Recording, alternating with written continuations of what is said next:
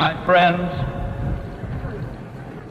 on each national day of inauguration since 1789, the people have renewed their sense of dedication to the United States.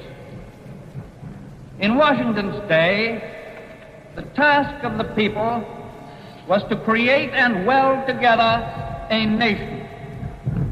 In Lincoln's day, the task of the people was to preserve that nation from disruption from within. In this day, the task of the people is to save that nation and its institutions from disruption from without. To us there has come a time, in the midst of swift happenings, to pause for a moment and take stock, to recall what our place in history has been, and to rediscover what we are and what we may be. If we do not, we risk the real peril of isolation, the real peril of inaction. Lives of nations are determined not by the count of years, but by the lifetime of the human spirit. The life of a man is 80 years and 10, a little more, a little less. The life of a nation is the fullness of the measure of its will to live. There are men who doubt this. There are men who believe that democracy as a form of government and a frame of life is limited or measured by a kind of mystical and artificial fate, that for some unexplained reason, tyranny and slavery have become the surging wave of the future, and that freedom is an ebbing tide. But we Americans know that this is not true. 8 years ago, when the life of this republic seemed frozen by a fatalistic terror, we proved that this is not true. We were in the midst of shock, but we acted.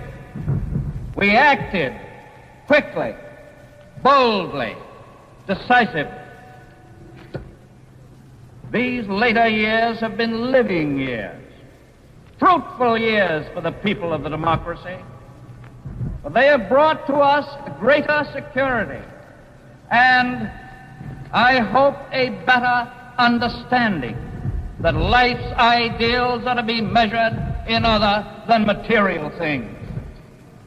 Most vital to our present and to our future is this experience of a democracy which successfully survived crisis at home, put away many evil things, built new structures on enduring lines, and through it all maintained the fact of its democracy. For action has been taken within the three-way framework of the Constitution of the United States. The coordinate branches of the government continue freely to function. The Bill of Rights remains inviolate. The freedom of elections is fully maintained. Prophets of the downfall of American democracy have seen their dire predictions come to naught. No, democracy is not dying.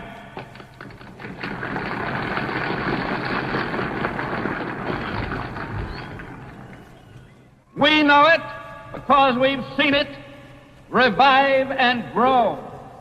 We know it cannot die because it is built on the unhampered initiative of individual men and women joined together in a common enterprise.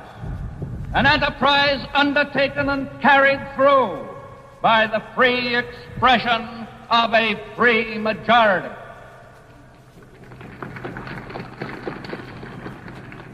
We know it because democracy alone of all forms of government enlists the full force of men's enlightened will. We know it because democracy alone has constructed an unlimited civilization capable of infinite progress in the improvement of human life. We know it because if we look below the surface, we sense it still spreading on every continent, for it is the most humane, the most advanced, and in the end, the most unconquerable of all forms of human society.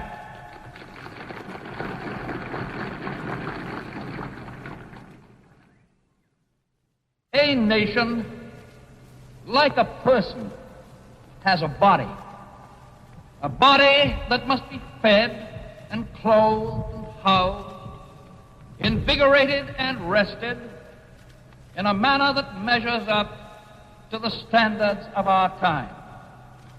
A nation, like a person, has a mind that must be kept informed and alert, that must know itself, that understands the hopes and the needs of its neighbors, all the other nations that live within the narrowing circle of the world. A nation, like a person, has something deeper, something more permanent, something larger than the sum of all its parts. It is that something which matters most to its future, which calls forth the most sacred guarding of its present. It is a thing for which we find it difficult, even impossible, to hit upon a single simple word. And yet we all understand what it is: the spirit, the faith of America.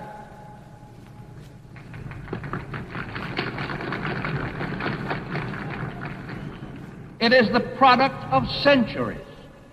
It was born in the multitudes of those who came from many lands, some of high degree, but mostly plain people who sought here early and late to find freedom more freely. The democratic aspiration is no mere recent phase in human history. It is human history. It permeated the ancient life of early peoples. It blazed anew in the Middle Ages. It was written in Magna Carta. In the Americas, its impact has been irresistible. America has been the new world in all tongues and to all peoples, not because this continent was a newfound land, but because all who came here believed they could create upon this continent a new life, a life that should be new in freedom. Its vitality was written into our Mayflower Compact, into the Declaration of Independence, into the Constitution of the United States, into the Gettysburg Address. Those who first came here to carry out the longings of their spirit, and the millions who followed, and the stock that sprang from them, all have moved forward constantly and consistently toward an ideal which in itself has gained stature and clarity with each generation. the hopes of the Republic cannot forever tolerate either undeserved poverty or self-serving wealth.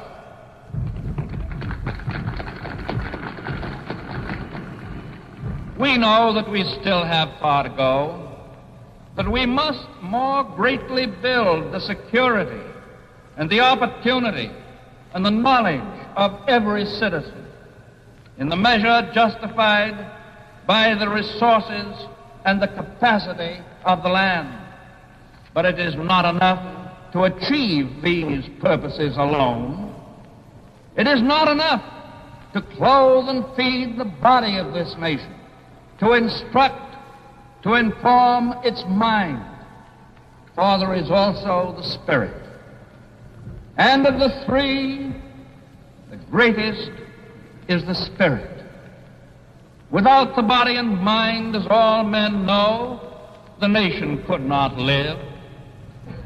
But if the spirit of America were killed, even though the nation's body and mind, constricted in an alien world, lived on, the America we know would have perished.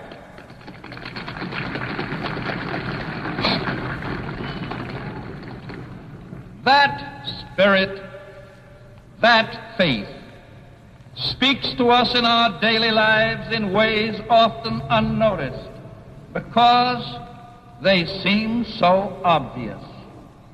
It speaks to us here in the capital of the nation. It speaks to us through the processes of governing in the sovereignties of 48 states. It speaks to us in our counties, in our cities, in our towns, and in our villages. It speaks to us from the other nations of the hemisphere and from those across the seas, the enslaved as well as the free. Sometimes we fail to hear or heed these voices of freedom because to us the privilege of our freedom is such an old, old story.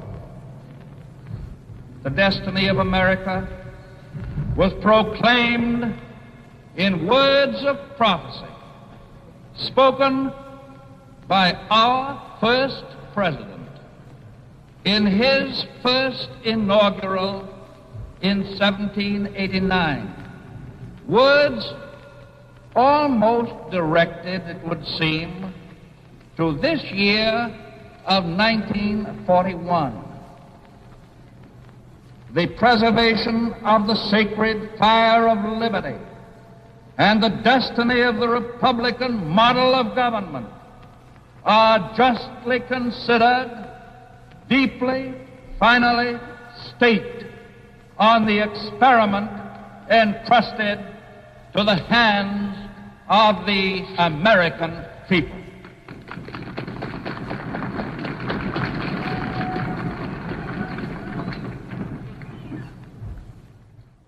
If you and I, if we in this later day lose that sacred fire, if we let it be smothered with doubt and fear, then we shall reject the destiny which Washington strove so valiantly and so triumphantly to establish. The preservation of the spirit and faith of the nation does and will furnish the highest justification for every sacrifice that we may make in the cause of national defense.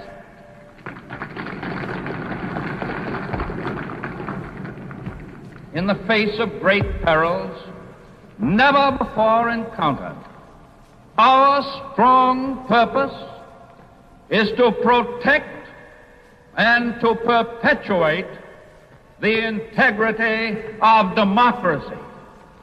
For this we muster the spirit of America and the faith of America. We do not retreat. We are not content to stand still. As Americans, we go forward in the service of our country by the will of God.